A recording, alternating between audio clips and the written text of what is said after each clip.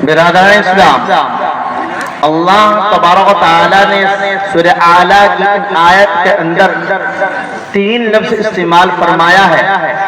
انہی 3 الفاظ کی تشریح اور توضیح کے بعد میں اپنی بات کو ختم کر دوں گا۔ قد افلح من تزکا، اللہ تبارک و تعالیٰ نے فرمایا ہے جس نے تزکیہ کر لیا وہ کامیاب ہو گیا۔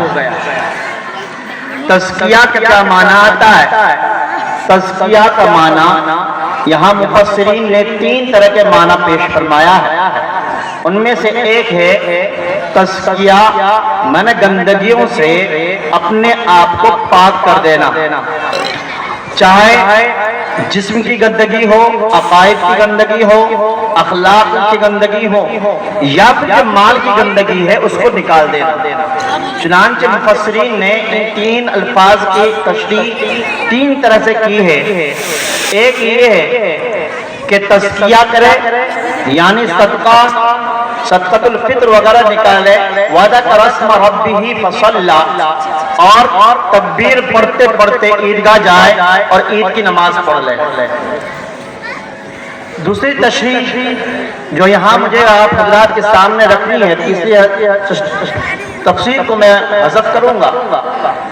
دوسری تشریح کے اندر ہے تزکیہ نفس، انسان اپنے آپ کو اخلاق رذیلہ سے، شرک کی گندگی سے پاک کر لے اور اخلاق حمیدہ کا خوگر بن جائے، اپنے اندر اچھے اخلاق پیدا کر لے۔ وَذَكَرَ اسْمَ رَبِّهِ، اور اپنے پروردگار کا ہر وقت ذکر کرتا رہے۔ اللہ تبارک و تعالیٰ نے جہاں قرآن پاک میں بارہا اور بہت سی جگہ پہ یہ حکم دیا ہے کہ اقیموا الصلاۃ وآتوا الزکاۃ، وہیں اللہ تبارک و تعالیٰ نے یہ بھی حکم دیا ہے وَاذْكُرُوا اللَّهَ ذِكْرًا كَثِيرًا وَاذْكُرُوا اللَّهَ بُكْرَةً وَأَصِيلًا۔ یہ خدائی اللہ تبارک و تعالیٰ کا خدائی حکم ہے، اس کا ماننا اتنا ہی ضروری ہے جتنا ایمان لانا و عمل کرنا نماز اور روزے اور زکوٰۃ کے لیے۔ میرے محترم بزرگوں دوستو، تزکیہ کرنے سے انسان کو بر ملتا ہے، نیکی کا مقام ملتا ہے، اس کا اصلاح ہوتا ہے۔ اللہ تبارک و تعالیٰ نے قرآن پاک میں فرمایا ہے لن تنالوا البر حتى تنفقوا مما تحبون، ہرگز وہ آدمی ہرگز لن تنالوا البر حتى، لن تاکید کے ساتھ استعمال فرمایا اللہ تبارک و تعالیٰ نے کہ ہرگز وہ انسان نیکی اور فلاح بہبودی کے مقام تک نہیں پہنچ سکتا جب تک کہ اپنے پسندیدہ، اپنے چیدہ اور جو ہے اپنے محبوب چیز کو اللہ کے راستے میں خرچ نہ کرے۔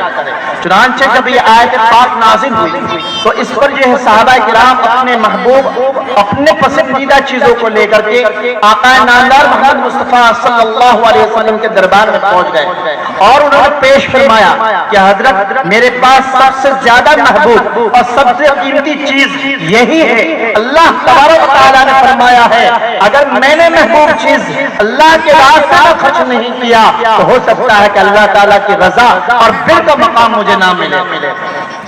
چنانچہ حضرت طلحہ رضی اللہ تعالیٰ عنہ وہ اپنے باغ کو اپنے باغ اللہ کے راستے میں وقف کرنے کے لیے نکل گئے اور فرمایا کہ اللہ یہ مدینہ مسجد نبوی کے بغل میں جو باغ ہے، اس قریب جو باغ ہے، اس باغ کو میں اللہ کے راستے میں قربان کر دیتا ہوں، وقف کر دیتا ہوں۔ حضرت عمر رضی اللہ تعالیٰ عنہ چلے گئے کہ اللہ کے رسول یہ میرے باغات ہیں، میں چاہتا ہوں کہ اللہ تعالیٰ کی بر جو مقام ہے وہ مجھے حاصل ہو جائے، اور اپنے باغات کو لے کے چلے گئے۔ میرا محترم بزرگ دوستو، اللہ تعالیٰ کے رسول صلی اللہ علیہ وسلم کے حکم کو سنتے ہی صحابہ اور صحابیات اپنے مال اور جان دینے کے لیے تیار ہو جاتے ہیں۔